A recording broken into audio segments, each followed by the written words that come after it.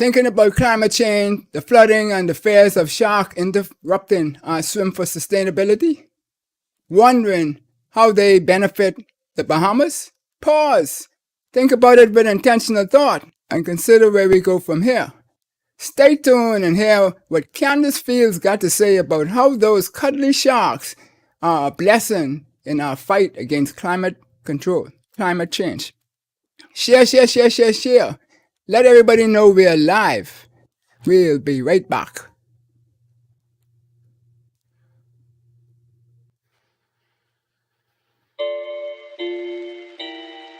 SumTin to think about with Dale Happy Knowles.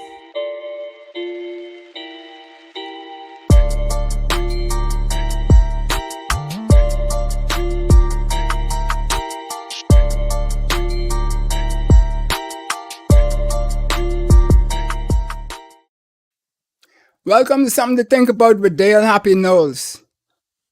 We highlight novel ideas, activities, and people with the goal to stretch our minds and to raise our consciousness for opportunities.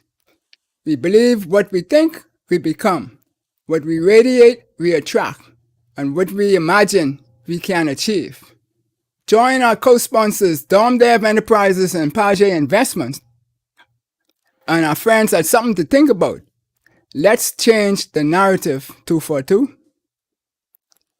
So this evening we have the bright-minded, young, ever fearless Candace Fields on the show with us. Welcome, Candace. Thank you. Thank you for having me. Great. Now, your bio has a lot of great things in it, but one of the big things that really threw me for a loop is Ph.D. You know, I can remember when everybody was doing their little things, but you know, I always knew that you were going to be big, that you're going to have big ideas, big thoughts, and go after things that were big. And so on that way, you would have touched on an education and got some academics before the PhD, obviously. But tell us a little bit about Dr. Chapman and Papastamatiou. Yeah.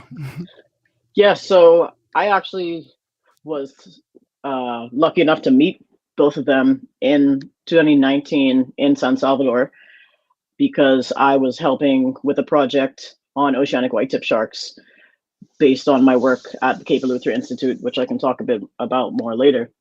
Mm-hmm. But basically, Damien, his main focus is about conservation, and he does that all doing different genetic techniques. So it's, you know, just one important thing to kind of note is that shark science is not just catching the shark and putting a tag on it and seeing where they go. There's a lot more that can be done, and there's a lot that can be done with very, very small pieces of tissue, and that can go very long ways.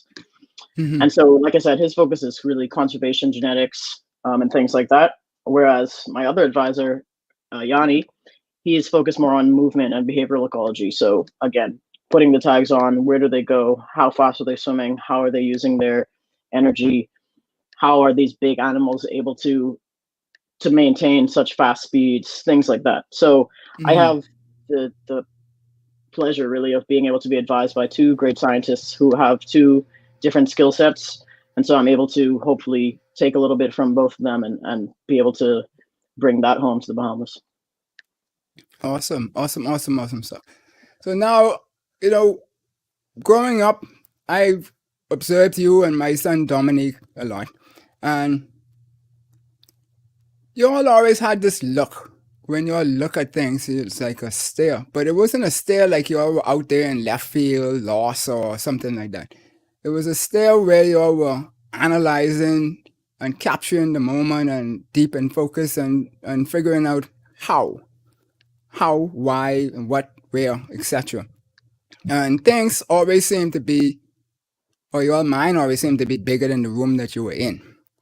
And so I see, you know, he went off to do his stuff in horseback riding and equestrian. I think you dabbled with that a little bit, but you wanted the bigger man. You wanted them big guys in the sea, and you know would test everybody's resolve. as I say, Fred. So tell me now, I think of a shark as the lion of the sea. How would you describe a shark? I think that's an interesting point. So one thing to note is there's over 500 species of shark that we know about, likely more. And most of these sharks are, 3 to 5 feet big. So nothing Right. that you would necessarily encounter and say, "Oh wow, I'm really in a panic." But the media has, when you think of a shark, you probably think about a great white shark. You think about a tiger shark. You don't think Mm-hmm. about a shark that can fit in the palm of my hand. You don't think about a shark that's in the deep sea that you're never going to encounter in your entire life. So yes, the species that are being portrayed in the media and are Mm-hmm. getting this bad name are the top predators, are kind of the lions of the sea, like you said. But really, most sharks are not actually at the top of the food chain. They are close to the top, but most Mm-hmm. sharks are actually kind of in the middle in terms of their predatory capacity, right alongside with things like tuna and other large fishes. So yes, most sharks are, the sharks we know and are focused on in these instances are Right. those top predators, those lions of the sea. But really important to know that it's far more than that. Yeah. So you say 500, right? We only have 400,000 people, so and that's about, I don't know, maybe about 10 different nationalities seem to be focused in the Bahamas. But so that's 500. Those 500 may be found in the Bahamas. Like how much percentage of those would be found? I don't think we have all 500 because some are specific to the Pacific Ocean, Okay. et cetera, et Mm-hmm. cetera. But we do have a vast variety of sharks because we are lucky enough to have multiple different habitat types within Mm-hmm. our archipelago. So we have coastal sharks like, the Caribbean reef shark, a lemon shark, bull shark, things like that. We also have a big open ocean habitat. Most of the Bahamian waters are actually offshore. So we have things like silky sharks, oceanic white-tip sharks, Mm-hmm. uh, hammerhead sharks, things that have to do these very long migratory patterns. And then we Okay. actually also have a big deep sea assemblage as well, things like a blunt nose six-gill, different dogfish. So we do have a large variety of sharks in the Bahamas. So you mentioned also from those big sharks like a great white. You said the sharks that you could have in the palm of your hand. I mean, my hand small, but that Yeah, mean you I could mean, have there's them a as species pets. called. I wouldn't go that far because maintaining an animal like that is a lot of work, and a lot of sharks actually are threatened. So there's a group called the International Union for the Conservation of Nature, and they assess Okay. species level of threat, not just marine animals, also terrestrial, also plants. And what that Mm-hmm. basically means is if they're threatened, they're either vulnerable, endangered, or critically endangered. So Mm-hmm. basically, that's saying, okay, how close are you to extinction? With Right. critically endangered being the closest, vulnerable being in the threatened category, the least concerning. But a lot of sharks fall into that threatened category. And so you would never want to have something as a pet. In fact, it would be illegal to have something as a pet that is endangered or something like that. And Mm-hmm. also, Right. most people don't have the wherewithal to maintain an animal of this caliber. But there are, Mm-hmm. like I said, different species of sharks that their maximum length is not going to be bigger than 1 foot. And so again, Wow. this is where the misconception of all sharks are these big bad eating machines comes Mm-hmm. into play, because that's just simply not the case. Yeah. Yeah. So when we look at that, then, so what inspired you to dabble in the deep blue sea, and particularly the sharks? And I think you like the rays also, right? Yeah, so rays are actually you can kind of think of them as flat sharks. Mm-hmm. They are cartilaginous fishes. So the biggest difference between a shark and like a barracuda, for example, is sharks have no bones, whereas a barracuda does. And so Mm-hmm. similarly, rays also have no bones. So what I don't know, it's interesting. I think from when I was, as long as I can remember, I always loved the ocean. I loved, my parents took me to the beach a lot when I was a kid, Mm-hmm. and I just remember I didn't only want to sit on the sand and build sand castles, which I did love to do, but I wanted to actually go in and swim all the time. Mm-hmm. And not just swim, I wanted to see what was going on underneath the water. Mm-hmm. I think the attraction to sharks was I wanted to kind of understand for myself what all this negative hype was about Mm-hmm. sharks. Are they really this thing that I should be extremely fearful of and never want to interact with? Or are they really this kind of misunderstood animal that is given a bad reputation because people aren't forming their own perception, which is what I think. I think a lot of people are forming their thoughts on sharks without ever having seen a shark in the wild, without ever having encountered a shark, without ever having had any type of situation that would justify you fearing a shark. Now, of course, that's not to downplay anybody's fears, but it's just to say that I was always intrigued by what all this noise was about. Right. So I love swimming with them. I love scuba diving with them. And then I was just lucky enough to be able to be in the right place at the right time when I went to the Cape Eleuthera Institute in 2018 to be able to work with my mentor, Brendan Talwar, who kind of helped me get my foot in the door in this world and taught me basically everything that I know in terms of handling these animals. So yeah, it's tough to pinpoint exactly what triggered my desire to do this, but I just know that for as long as I can remember, I've always had this kind of fascination with these animals. Yeah, cool. So on that, when you mentioned that, then that insinuates to me that not all sharks have that attitude of being chief predator.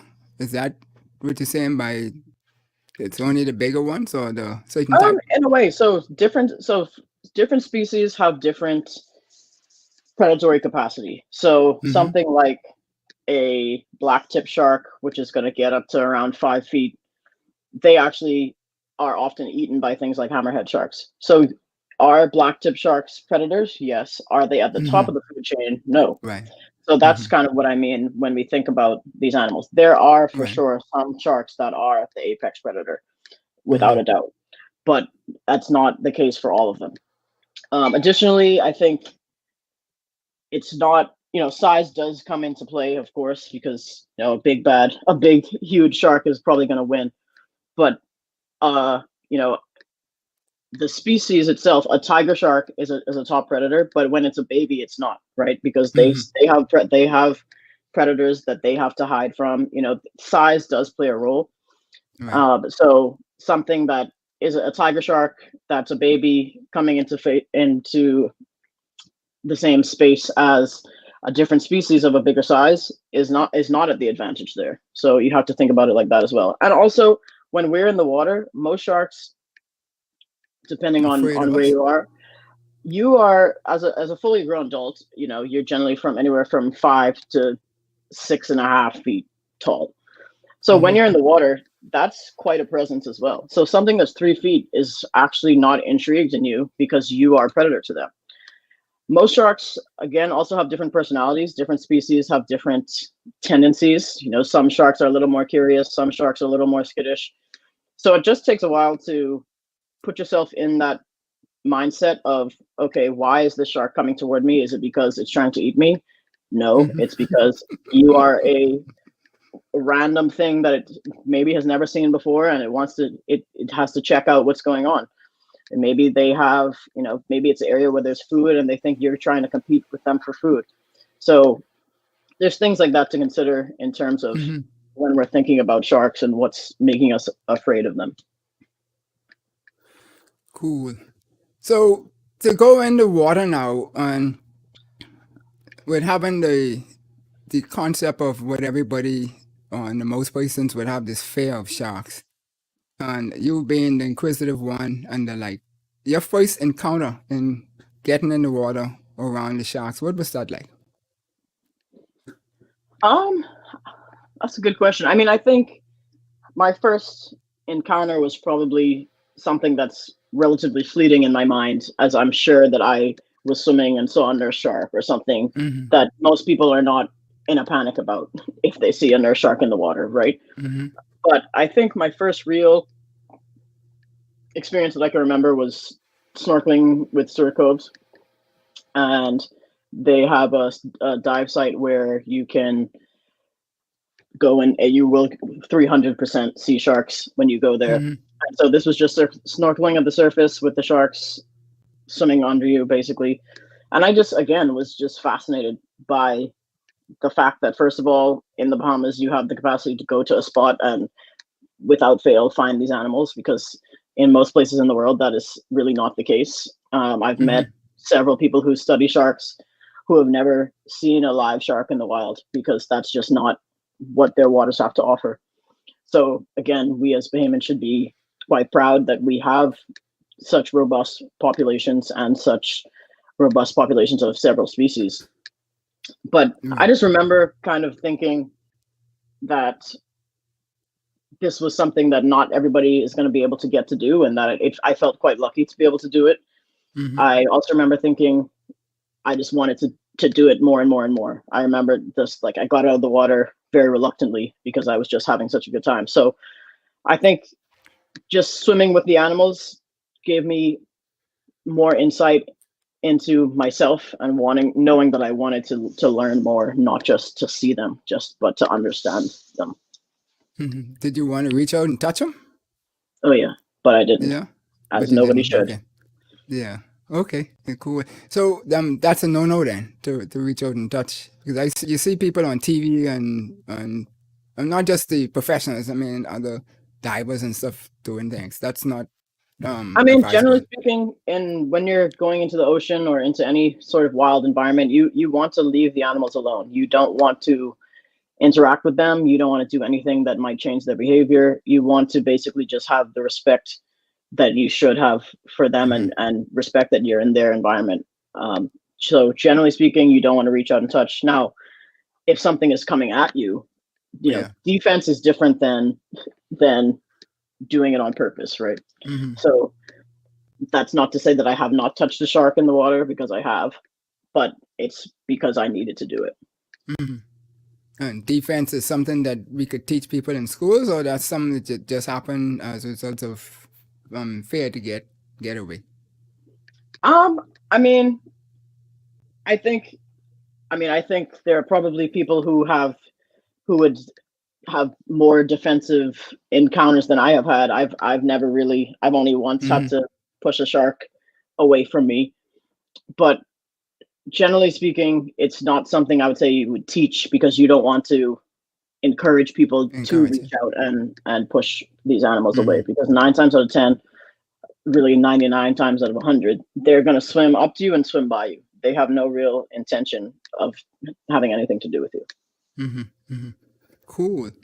So tell us a little bit now that after you had this inquisitive mindset, and now you've gone on to do some education at the Cape Eleuthera program while you were there. Give us an idea as to what is involved in that, or what is entailed in your experience there. Yeah, so I started there as an intern in 2018, and the great thing about the Cape Eleuthera Institute is, first of all, I should say that it's really under the umbrella of the Island School, which is a semester program for high school students, and they come there for about 3 months, 3 to 4 months, and they do regular school, but the focus is experiential learning. So not just, they don't do just biology, they do a research class where they actually join on an actual research project, help actually facilitate the project, present about the project, and things like that. So the Cape Eleuthera Institute is the marine field station associated with that. And then there's also the Center for Sustainable Development, which has a more, focus on things like solar and aquaponics and things like that. So the Island School does a great job of teaching people how to live a little bit more sustainably, or just give people access to the information of this is what is possible if you want to do it, whether it's on a large scale or a small scale. Right. So I started there in 2018, and the cool thing about the place is that it's not just a shark research station, or it's not just a coral innovation station. It's there's multiple scientists doing multiple different projects, and you get the opportunity to work on different projects and work with different species, get a lot of different skills, and really make yourself marketable in a way that's not to me common. So I was able to work on turtles. I helped with a project on spider crabs, and then obviously I helped mainly with shark-related projects because I ended up staying for 2 years at CEI. So I became a research technician and then a research assistant. So was doing more, kind of having more of a leadership role, taking on a little bit more responsibility, both in the office and in the field work. And yeah, I mean, that place, I wouldn't be where I am today without that place. So I am very thankful that it exists. I'm very thankful that I was given the opportunity to be there, because my resume at the time did not really shout, yes, you should be a marine science intern, because my bachelor's degree is actually in neuroscience. So I'm very thankful that they still gave me the opportunity, even though I'm sure there were people on paper who looked better than I did. Yeah. Well, you know, the good Lord have a way of putting people where He wants to put them. So, for his specific purpose. So when we look at this whole picture now, because these big bad animals that we think, or me, and the public, I should say, not me, but because I think they cuddly. But when we look at them, what would be some of the biggest misinformations or misconceptions that we have about them, besides the fact that we believe that they're always trying to eat us? Because you always say about the bites, and people say that, well, you know, it's the shark fault, it wasn't the person's fault or whatever. Yeah, I mean, I think that's far and wide the biggest one, is that sharks are biting people or eating people with an intention to do so. It's often a case of mistaken identity, because sharks, first of all, do not have hands. They can't reach out and go, oh, no, just kidding, that's not a seal. They feel by biting. They can understand what they're biting into, or what they're interacting with once they've bitten it. Now, the unfortunate part for people is that depending on where that happens, even if the shark only bites and lets go, that could still result in fatality. So the biggest misconception is for sure that they are out to get us, because they're not. And at the end of the day, I think you touched on it. We have to remember, we are going into their home. We're going into their environment. So we are putting ourselves in an inherent risk by doing so. So to blame an animal that bites you is kind of like saying, I went outside and the bees came directly at me on purpose. No, you probably walked past the beehive, or you did something, you know, things are living their lives, and we just are happening to be coexisting with them. And so you have to think about it that way. So that's definitely the biggest misconception, as well as that all sharks become enormous. As I just talked about, you know, most sharks are not in that size category. Most sharks do not get bigger than 5 feet. Most sharks are you're probably not even going to see the majority of shark species that exist, because they're in the deep sea, which we cannot access. So I think those are really the biggest things. But I think the key is really the biggest thing, I think, is that people should form their perception of sharks for themselves, and not based on media's, you don't hear people saying, oh, someone just swam by a shark the other day and it was great. You only hear somebody's leg got bitten off or something like that. So again, just forming your perception yourself and not letting the media skew your mindset. Cool. And so when we're in the water with the sharks and the like, people see it and don't expect a shark, right? Because I mean, like Devon was telling me, when he goes fishing with people, they say, well, before they jump in the water, they would tell them, well, there might be sharks appearances or whatever, but don't panic and stuff. Because people generally hear all these things about don't splash or don't this or don't have shiny, all these different type of things. Are they myths, or there's truth to some of those things? I mean, I think if you're going into a known sharky area, that, and again, things depend on the species that you're going to encounter. Different species respond to things differently. So different colors might be a factor with one shark species and not with another. Same with, noise. Some sharks have become accustomed to or acclimated to boat noise. So they, are like, oh, okay, a boat's here. That probably means someone is either fishing or diving with bait. Right. So they associate that with food potential. They're not associating it with humans. They're associating with lunch.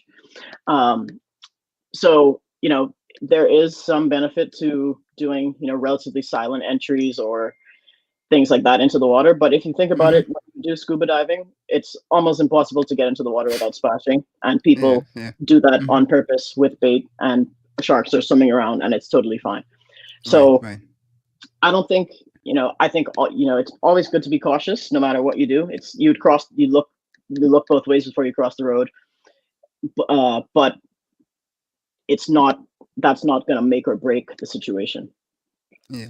So when we look at this with our fair now, is our fair interrupting our swim for sustainability? In terms of, we have people who once they see a shark in an area, they want to go hunt all the sharks in the neighborhood. And if we do that, then that means that's a big part of the ecosystem being taken away. So what does that do to our sustainability as we deplete the shark, populations? Yeah. Population, family, yeah. The best way to think about it is that everything in the ecosystem needs to be in balance, right? So having no sharks means that you've taken the system up, made the system go out of whack. So think about it. The best way I can kind of describe it in a general term is, if you remove all the sharks, that might be well and good, because, okay, great, now we have all this tuna that we can catch because there's nothing eating it. Okay. But what then happens is, because there's now an influx of the amount of tuna with nothing regulating their population, they're going to then decimate their prey. So that there then becomes this kind of trickle down effect. So they've decimated their prey. Of course, fish eat different things, not just one thing. But let's say they kind of get to a point where they're wiping out their prey. That then is problematic for them. So back up, the tuna now are going to struggle, and then that's problematic even further down. So if they let's say it gets to the point where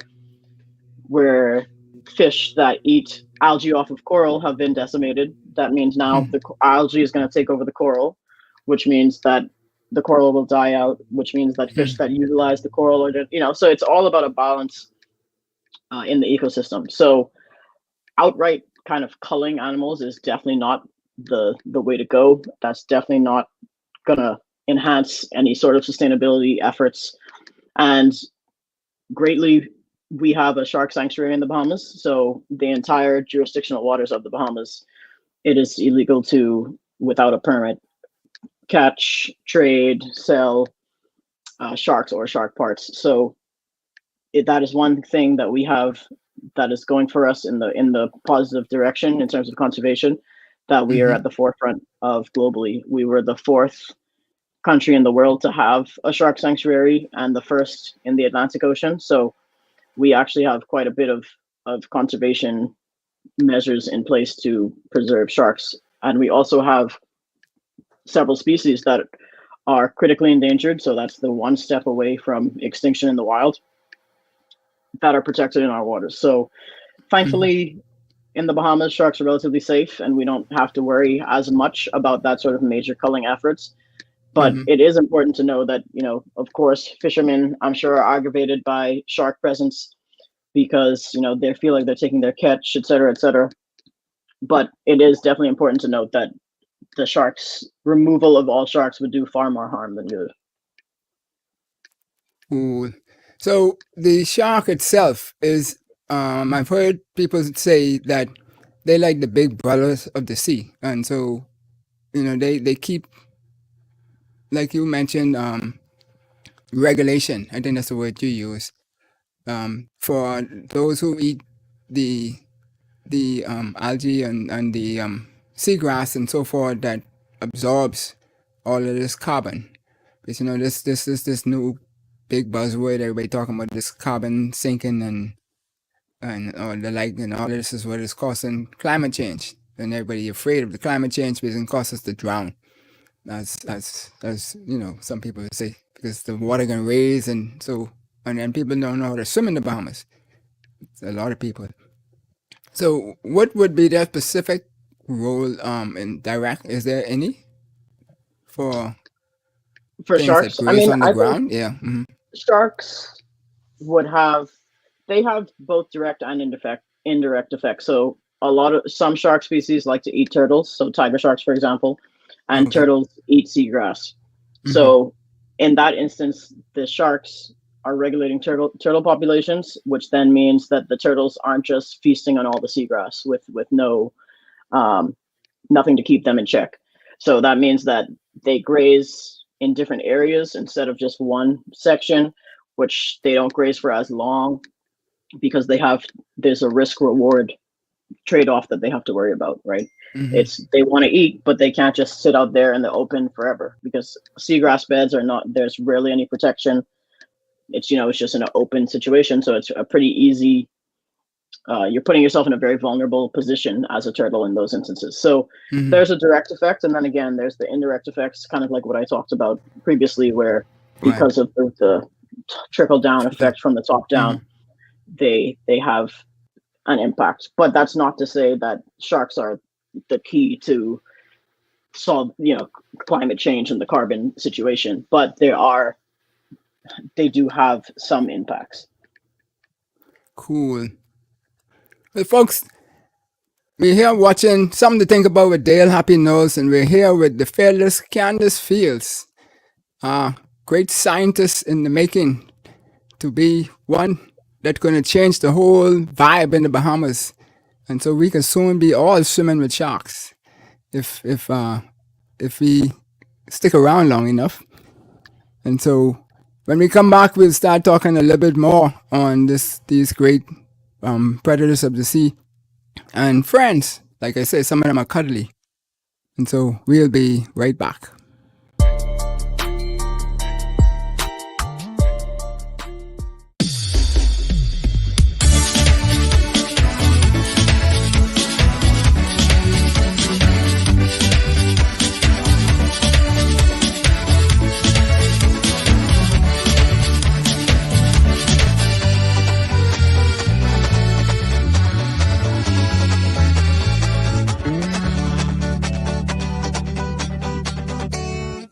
Sammy's Chicken.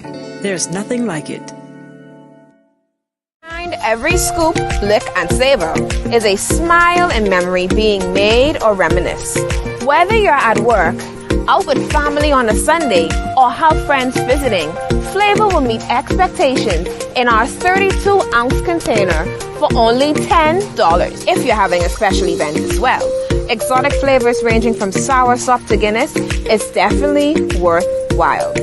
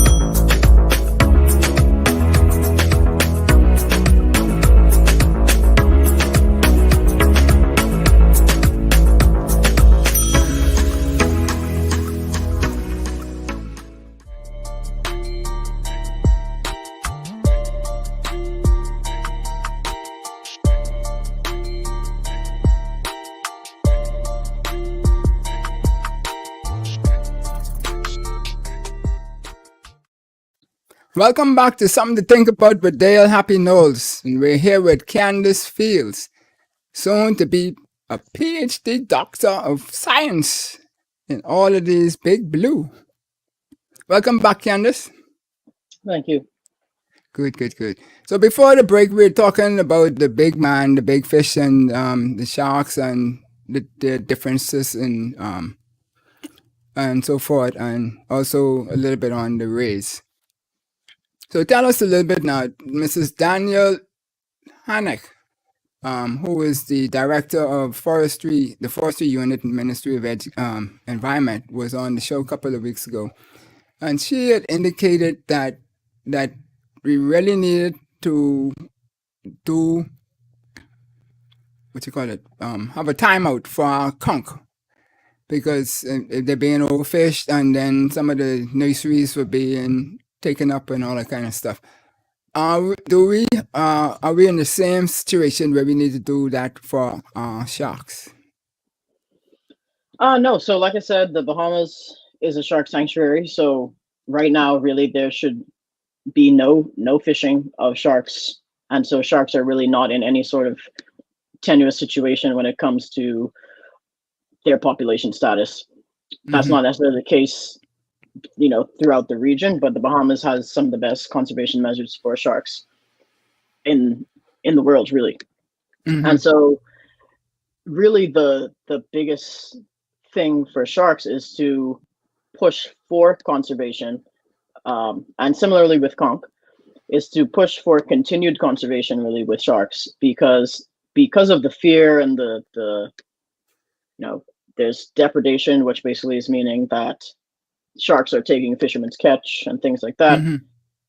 There's calls to repeal the sanctuary or loosen it, or to have allowances for killing certain sharks, et cetera. So really, while we have great protections in place, we still need to push to continue these protections, because again, we are at the forefront of shark conservation globally, and this is something we should be proud of and not be trying to move in the reverse direction. Cool. And so when we look at that, then and the sharks,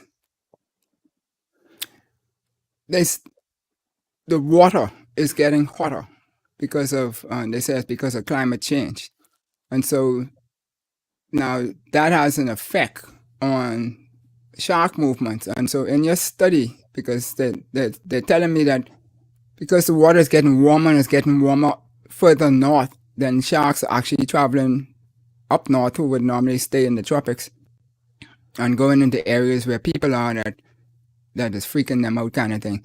So are y'all scientists studying these things in the Bahamas as to how our sharks move? Do we have a Bahamas here, a national flag on the shark to say they're Bahamian? Yes and no. So there's one thing to kind of point out, is that the Bahamas is a hub for shark research because, again, of these regulations that we have, and so we are very speciose, and our populations are robust.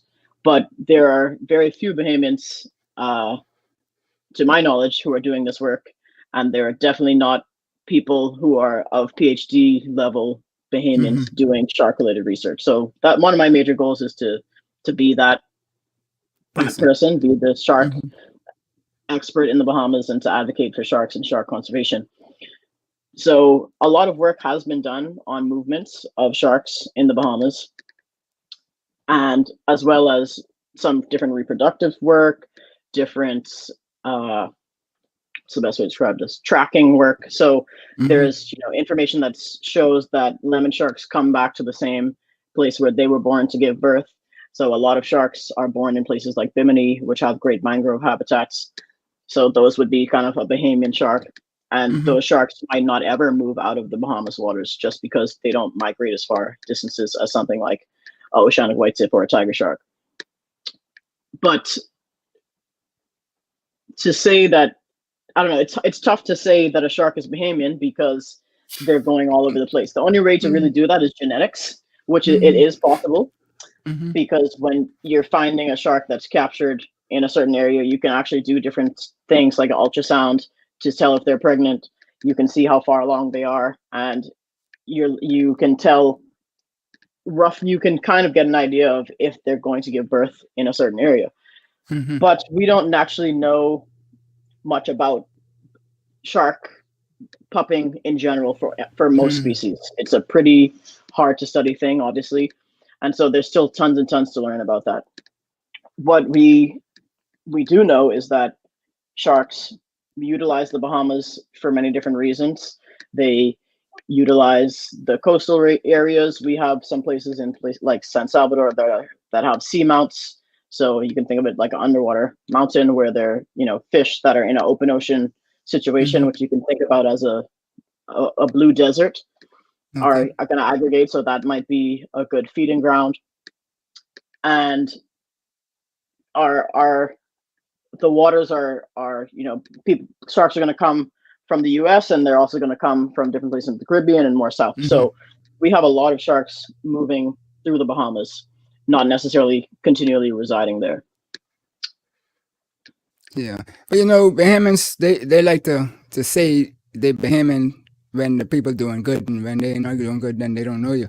So, I just was throwing that out there to say, they had their own flag on them. But yeah, I know the fish, they go far and come back. Yeah, and I mean, and so the temperature situation is definitely being studied. And people are even able to do things like this observationally. So people who have been studying these animals for 30, 40 years, let's say something like a hammerhead shark, which we generally see often in Bimini.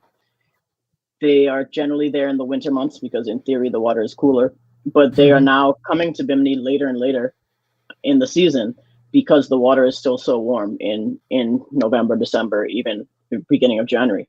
So this is having a big impact on shark movements. So sharks are moving further north to get into cooler waters, or they're moving later or earlier. So this is causing people to have shark interactions that they might not have been used to, because 20 years ago, the climate was not in such a way that forced these animals to make these changes, because most animals have very specific temperature gradients that they can withstand. And so they have to actually go somewhere where they're able to survive. So some animals are doing this by moving north to south. Some are moving deeper because deeper down it's colder. So there is a lot that is being done with regards to climate change because of the situation. Yeah. Another thing they mentioned from the climate change people was that there's something called acidification that is happening in some areas. I don't know if that's happening in the Bahamas, and it's messing with the sharks' sense of smell. That makes it harder for them to smell. Are you familiar with that? I am not familiar with it, but ocean acidification is definitely happening. Basically, it's when not enough carbon is being absorbed. So it's just basically making the ocean's pH more acidic. So in that sense, I would think that the main issue would not be the sense of smell, but would actually be the water chemistry situation, because there might be different levels of oxygen, dissolved oxygen in the water, that they need higher levels to be able to survive, versus the sense of smell being the issue. But don't quote me. I'm not a pro on ocean acidification. Yeah, no, we're just trying to see what is affecting us in the Bahamas, and particularly in climate change and sharks. And, climate change is definitely a huge issue for the Bahamas. Like you said, as waters rise, the country is going to become more and more underwater. We are a very low elevation nation, so that already is inherently a bit of an issue when we think about climate change. If it rains in Nassau for more than 20 minutes, it's like you could kayak through the street. So that's we're already in a situation where we cannot handle tons of flooding. We cannot handle excess amounts of water. So sea level rising, because we are not built up high enough to be able to withstand this is a problem. As far as sharks go, the biggest issue is not necessarily sea level rise, but again, the temperature is changing, the pH of the water changing. And so the capacity to exist in the Bahamas for the same durations that they do, to be able to exist in the same habitats that they do, that's where the problem comes in for sharks. Cool. So when we so poachers is, you said, is not a challenge because we protect it. But is there anything else that we need to do or what we could do to make our environment even more protected? Yeah, definitely. So we definitely do have poaching issues. You know, the Bahamas we have a lot of water to cover and very few people to cover it. Our enforcement capacity is very low. So the rules are there, but what is a rule without enforcement, right? You know, there are very few officers because the funding is not there, and the focus is not on marine protection. You know, there's the people feel that the money is better spent in other places.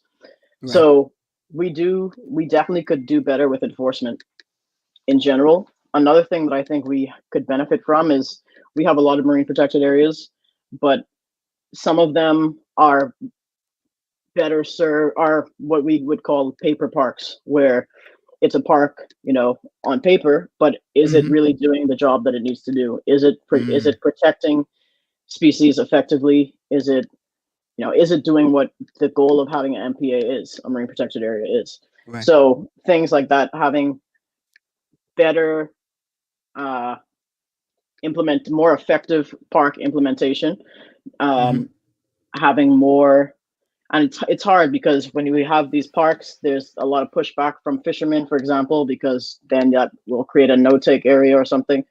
But it's evident that in marine protected areas that have been implemented in sound reasoning, using scientific data and all these things, that species do thrive, animals do thrive. If you look at the Exuma Land and Sea Park, the fish it's teeming with fish of all different species. And so, you know, it's clear that humans are kind of the issue for a lot of these animals. If you think about how things were in the pandemic, you know, the pollution levels dropped, the boat activity dropped, all sorts of human related or anthropogenic issues ceased, and things were able to kind of thrive for a bit because it was back to a more natural situation. So there definitely is work to do for marine protection. Thankfully for me and my focus in sharks, we have great measures, but there's tons of other species that need attention that still lack it. Yeah. Do we have like educational programs in the schools for persons to learn the primary and the secondary schools? There is some curriculum. It depends, but not in terms of learning about species specifically, not in terms of, you know, obviously things like climate change would be far more recent. So it depends on how recently curriculum is being updated. But there are organizations out there, you know, the BNT does great work with outreach. There's an organization I work with called Sharks for Kids that is able to do presentations in schools and get people educated on sharks and their importance. So people are doing outreach activities, but it's not necessarily something that is ingrained in the school. It's something that maybe the teacher specifically is reaching out to give their kids that opportunity. Cool. So is there anything that the government or the private sector or even the public you would say, if you were already now Madam Scientist Extraordinaire and been given the office to educate and set the right environment that we need, mindset for our people to deal with our big blue and all of the great creatures in there and stuff? What would you say would be something that we need to focus on? I know you can't do a whole... Yeah, I mean, I think it's really one of the biggest things that we can do is to focus on renewable energy. So, you know, we have, and it's very, very hot. We have very strong sun and we have a lot of sun hours. So basically meaning that if you have a solar array or solar panels, the amount of light that you're able to get throughout the day is very high. So being able to flip the switch to solar energy or hydropower, things like this, use the resources that we have to create a little less polluted environment. We already did great with the plastic. Plastic situation is better than most places in the US, to be honest. So, we have made some good strides, but I think the biggest thing that we could do to help the environment in general is a big focus on renewable energy. It's obviously costly, but the reward could be very, very high. Yeah, and so that would then have a backdoor effect back to the environment in terms of, like you said, the less carbon monoxide and everything in the air, or dioxide in the air, and getting into the water system and so forth. Could Exactly. that So in the water it's more system? than just when you think about the marine environment, it's more than just what happens in the water. What happens on the land is important too, because things like runoff, like you said, things in the air, land, and the sea. So you have to think about the whole system holistically. Right. Okay. Cool. So in terms of your journey so far, I'm obvious that you're pleased with it, but when will you officially be a PhD? A doctor? Great question. I hope okay. to finish by 2026. That's the goal. Wow. That's almost a lifetime. I mean, I've heard of You're telling me. doctors who tell me that they got a 2 undergrad, then grad, and then it's 5 years after that, and this and that. I mean, I graduate, thank you, Lordy, so I don't know if I could have survived that. Yeah, I mean, the cool thing about a PhD, especially in a research capacity, is that the classwork is very minimal. So, and that varies based on if you're doing school in the US or the UK. For example, in the UK system, there's no classes. It's all research focused. So thankfully, right now, I've finished the class portion, and I'm just focused on finishing, doing all the work for my actual dissertation. So it's a lot of, all these shark shows and all these things make it look like it's all this great fun, and it is when you're in the field, but there is a lot of computer and sitting at your desk and doing emails and doing data analysis and things like that. So there's always something to be done. It might not always be catching a shark, but there's always something to learn. There's always something to read, because getting a PhD is really about just learning. It's just continuing your education and learning as much as you can so that you can be an expert in your field. You can be as well versed as you possibly can in a topic. Right. And then once you get in the flow of doing, as we say, then what would be the benefit to the Bahamas and to society in general, not just the Bahamas, when you have more scientists like yourselves attaining those levels? And so what would we expect from a scientist of your stature? I mean, I think speaking to the Bahamas specifically, it's important to really kind of show that there's more possibilities than being a doctor, lawyer, accountant. Or, there's things there are opportunities that are out there.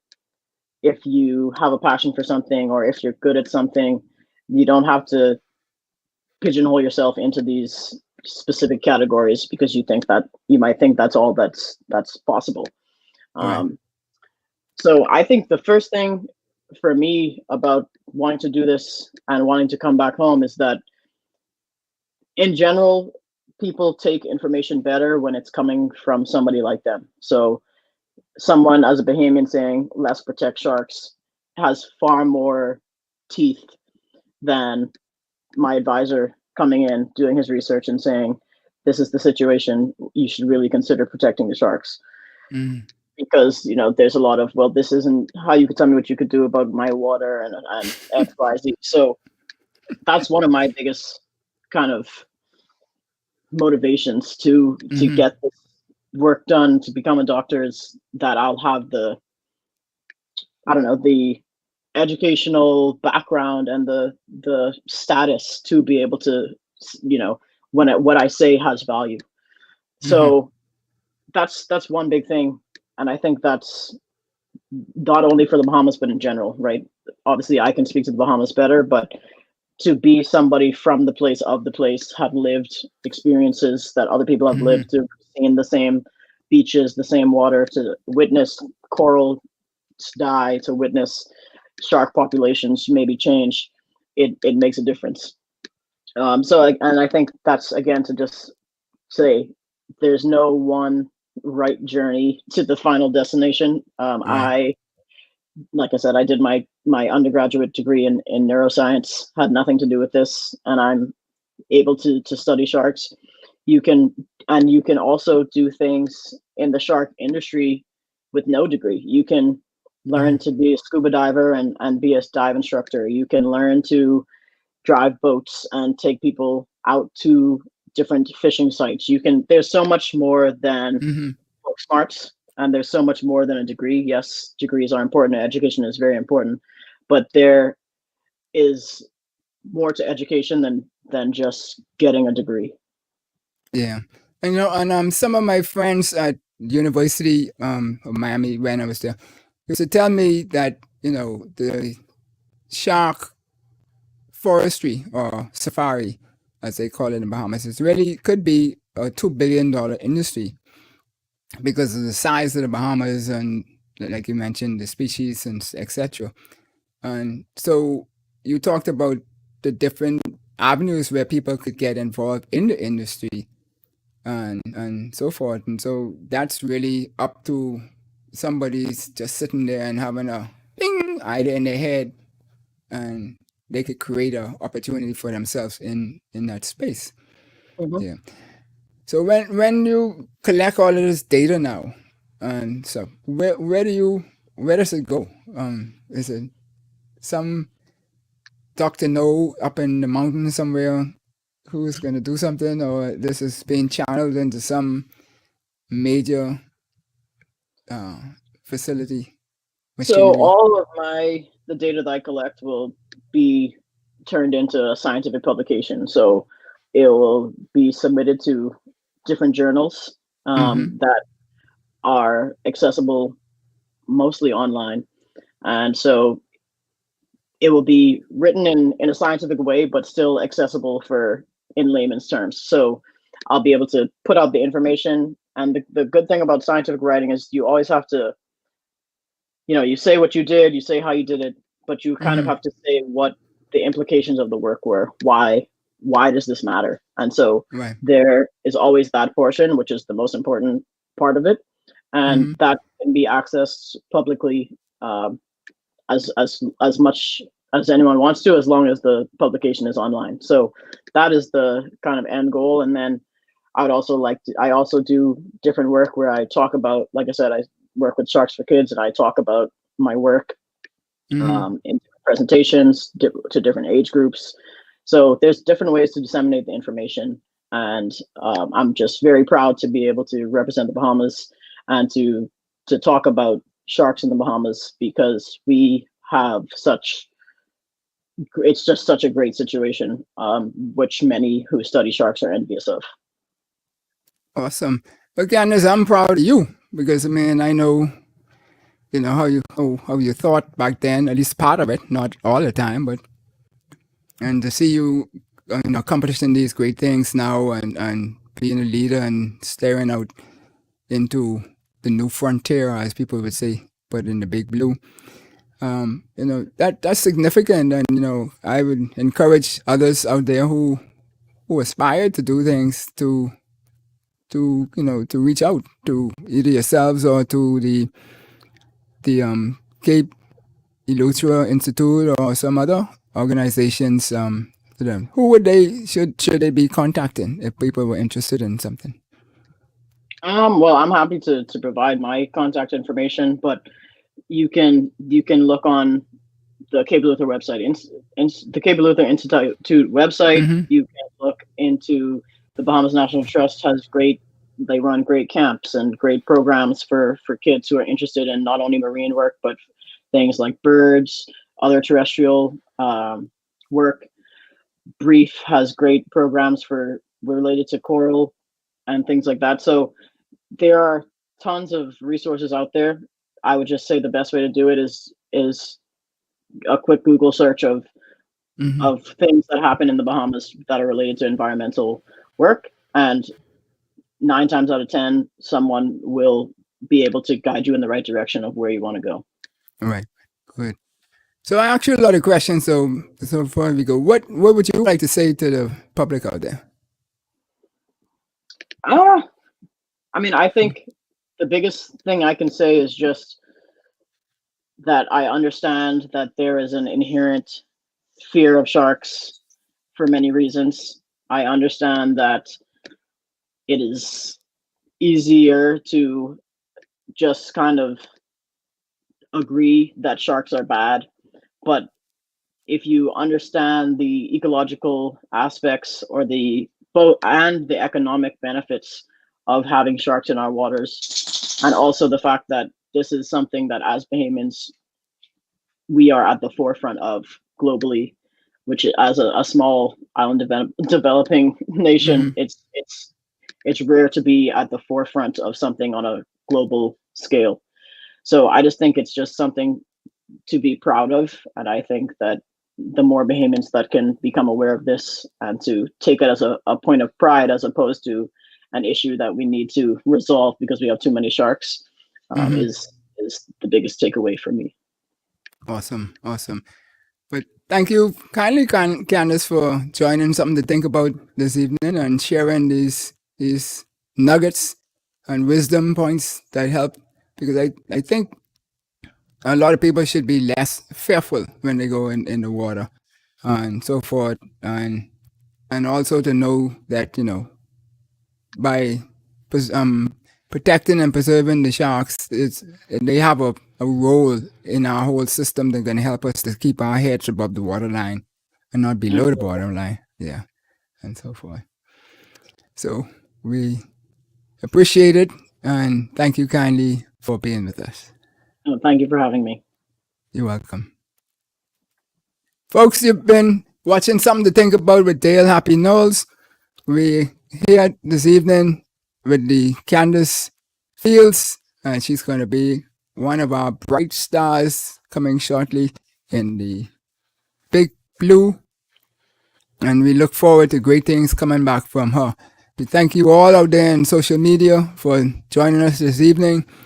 Madam Producer is on break tonight, so you just got me. So anything went wrong, don't blame her, blame me. And so we'll be back next week, same time, same channel, for another great opportunity to learn something new and to expand our minds so that we could have opportunities for success. See you then. We'll be back. Enjoyed the show? Then subscribe to us for more educational and inspirational content. Ring the bell so you never miss a show. Let's change the narrative 242